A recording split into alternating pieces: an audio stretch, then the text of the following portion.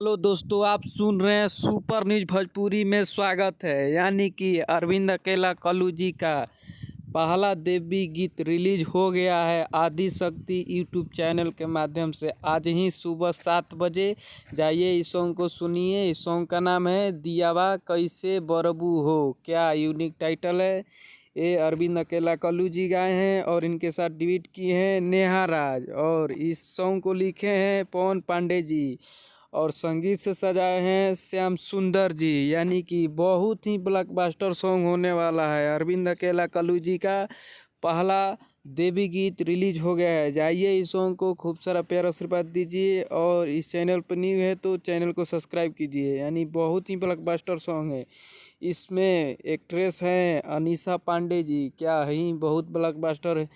ये Adishakti film YouTube channel पर release हुआ है। जाइए, इस सॉन्ग को खूब सारा प्यार आशीर्वाद दीजिए। देवी